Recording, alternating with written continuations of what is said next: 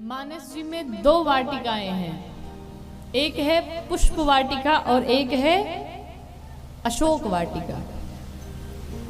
लेकिन इस पुष्प वाटिका में श्री जानकी मैया प्रसन्नचित्त हैं, मुस्कुरा रही हैं, और अशोक वाटिका में मैया रो रही हैं बैठ के।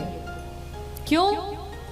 ये जो पुष्प वाटिका है ना, महाराज जनक जी की योग वाटिका है, इसलिए भक्ति महारानी प्रसन्न है। और जो रावण की अशोक वाटिका है वो रावण की भोग वाटिका है, इसलिए भक्ति महारानी वहां रो रही है। महाराज जनक की ऐसी अद्भुत वाटिका जहां पर मानो ऐसा प्रतीत होता है कि बसंत ऋतु आया तो गया ही नहीं। सारे पेड़ पौधे वट वृक्ष नव पल्लवित हैं, हरे भरे हैं, और उसी वाटिका के मध्य में एक सरोवर है, जिस सरोवर के सप्त सोपान कहें तो 7 सीढ़ियां मड़ियों से जड़ित हैं, मड़ियां लगी हुई हैं उसमें। और उसी वाटिका में आज 5 प्रकार के पक्षी आए हैं। कौन कौन? कि चातक,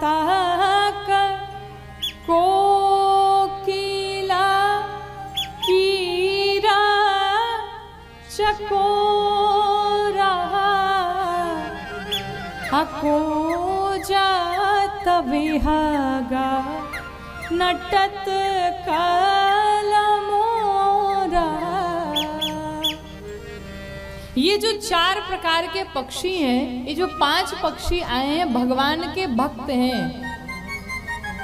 चातक, कोकिल, कीर और चकोर, ये 4 पक्षी आपस में कूजत बात कर रहे हैं।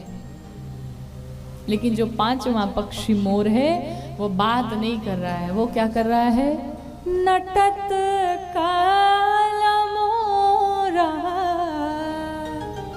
वो नृत्य कर रहा है। और ये 5 पक्षी कौन है? 5 पक्षी ये भगवान के भगत हैं, भगवान के भक्त हैं। पहला अर्थ, आर्त, ज्ञानी, जिज्ञासु, और 5वां भक्त। एक अर्थार्थी है, अर्थ के कारण आया। एक आर्त के कारण आया, दुख के कारण आया भगवान के शरण में। एक ज्ञानी है जो भगवान को जानता है, इसलिए शरण में आया। एक जिज्ञासु है जो भगवान को जानना चाहता, इसलिए शरण में आया। लेकिन जो 5वां पक्षी है उसको कोई स्वार्थ नहीं भगवान से, वो सिर्फ भगवान का प्रेमी है। वो नाचता है, वो बात नहीं कर रहा है, वो नृत्य कर रहा है भगवान को पाकर के। और नृत्य करते करते जब मोर की पंख गिर गई, उसी मोर की पंख को भगवान राम ने अपने माथे पर धारण कर लिया। अद्भुत शोभायमान हो रहे आज मेरे प्रभु। उसी वाटिका में जब भगवान पहुंचे तो जाने के बाद चारों तरफ भगवान ने देखा कि कोई दिख जाए तो मैं पूछूं कि भाई फूल तोड़ूं कि ना तोड़ूं। कि चाहोती से चिताई पूछी मालीगण। चारों तरफ दृष्टि डाली कि कोई माली दिख जाए ताकि हम पूछ लें कि पुष्प लें कि ना लें।